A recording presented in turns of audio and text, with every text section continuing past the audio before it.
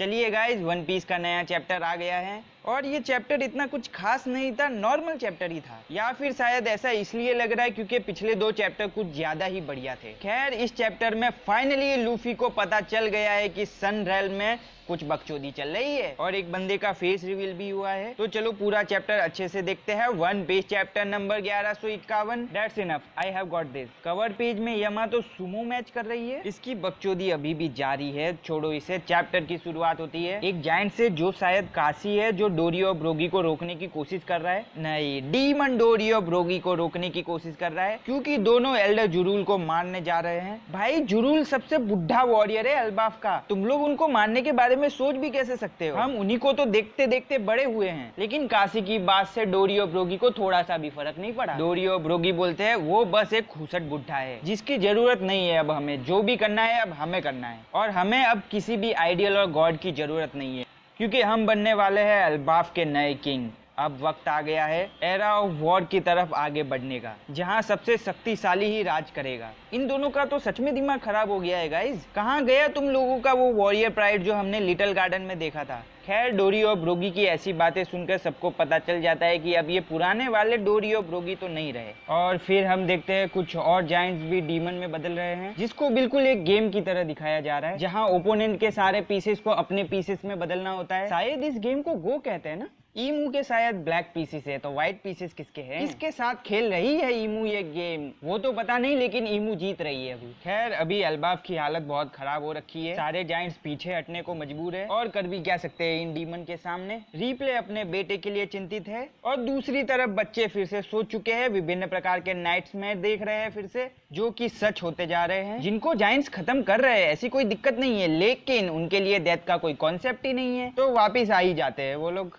तो हाँ, एल्बाफ अभी कभी ना खत्म होने वाला नाइटमेयर देख रहा है। इसके बाद हम देखते हैं किलिंगम का हाइब्रिड फॉर्म, जिसकी वजह से किलिंगम का फेस रिवील हो जाता है, जो ठीक ही लग रहा है। इसको देख के सीजर की याद आ गई। इसकी डेविली स्माइल तो और भी बढ़िया लग रही है। विलन को ऐसा ही दिखना चाहिए। किलिंगम अब अपने ड्रीम बीस्ट को खुला छोड़ने वाला है। अब सिचुएशन काफी हीट अप हो रही है, अब होल्ड बैक करने की कोई जरूरत नहीं। वो आ गए हैं तो अब वक्त है रैम्पेज करने का। My dear dream beast, Elbaf ये सब तुम्हारा ही किया हुआ है। मॉन्स्टर्स का इस दुनिया में आना सिर्फ और सिर्फ तुम्हारी गलती है। हाँ, तो बस यही सब बकचोदी चल रही है एल्बाफ में। और दूसरी तरफ अपने भाई लोग अभी तक बंधे हुए हैं। इन लोगों को तो पूरी तरह से साइडलाइन कर दिया है बे। अभी अपने भाई लोग ऑडियंस बने हुए हैं, लाइव एल्बाफ की तबाही देख रहे हैं। और जिम्बे के हिसाब से एल्बाफ की सिचुएशन अब आउट ऑफ कंट्रोल हो गई है। उसब डोरी और ब्रोगी को चिल्लाकर समझाने की कोशिश कर रहा है, आखिर तुम लोग ये सब कर क्या रहे हो? ये तुम्हारा ही तो होमलैंड है। तुम लोग ऐसी कोई चीज कैसे कर सकते हो जो बिना प्राइड के हो? लेकिन उन दोनों को अब भी फर्क नहीं पड़ा। मुझे तो शक है उसब की आवाज पहुंची भी होगी उन तक।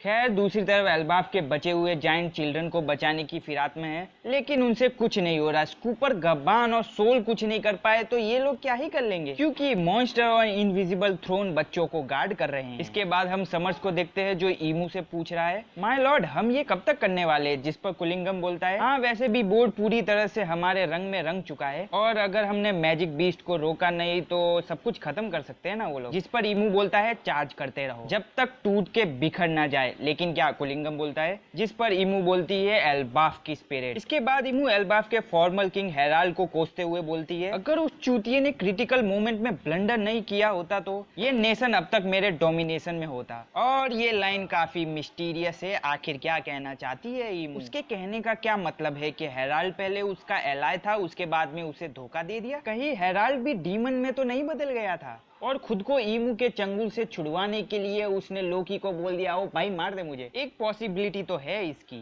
खैर, चैप्टर पे वापस आते हैं। सीन शिफ्ट होता है रेल्म ऑफ द डेड में। कुछ समय पहले जब गबान सन ऑफ द रेल्म से नीचे गिर गया था, चॉपर भी बिना कुछ सोचे समझे उसके पीछे कूद जाता है और किसी तरह चॉपर अपना गार्ड पॉइंट यूज करके गबान को बचा लेता है। तो देखो गाइज, एल्बाफ में बवाल हो रखा है, पूरा एल्बाफ खतरे में है और इन लोगों को देखो, पार्टी चल रही है यहाँ पे।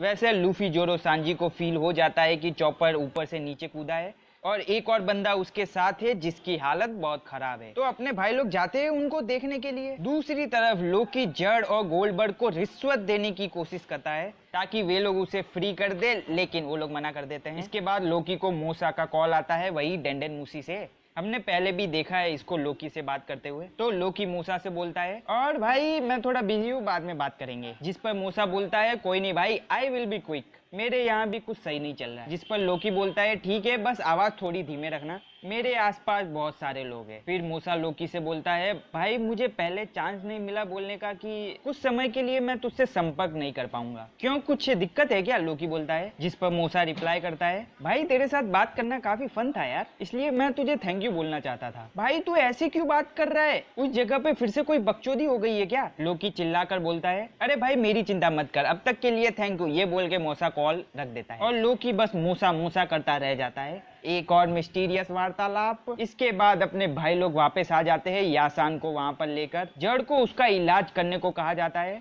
लूफी चॉपर की तारीफ करता है बुढ़े को बचाने के लिए। बाद में लूफी को बताया जाता है ये कोई मामूली बुढ़ा नहीं है, ये बंदा पायरेट किंग के क्रू का मेंबर हुआ करता था। और ये सुन के तो लूफी को ऑर्गेजम ही आ जाता है। ये सच में रॉजर पायरेट का हिस्सा था? ये बुढ़ा सांस के साथ ट्रैवल कर चुका है? अरे भाई इतना ही नहीं, ये रॉजर पायरेट का थर्ड सबसे स्ट्रॉन्गेस्ट मेंबर हुआ करता था। जिस पर यासान अपनी मरी हुई हालत में अपना हाथ उठाकर बोलते हैं मैं सेकंड हुआ करता था। गांड फटे तो फटे पर नवा भी ना घटे, इसको इस बात पे भी लड़ना है। भाई पहले ठीक हो ले तू। खैर अब उठ ही गया है तो सब लोग उससे पूछ लेते हैं कि भाई तेरी ऐसी हालत किसने की? जिस पर चॉपर बोलता है अभी हाँ याद आया भाई, ऊपर गांड फटी पड़ी है, तुम लोगों की ऊपर बहुत ज्यादा जरूरत है, बच्चों को हॉस्टेज बना लिया गया है, बहुत सारे मॉन्स्टर्स आ गए हैं और दुश्मन को हराना नामुमकिन लग रहा है।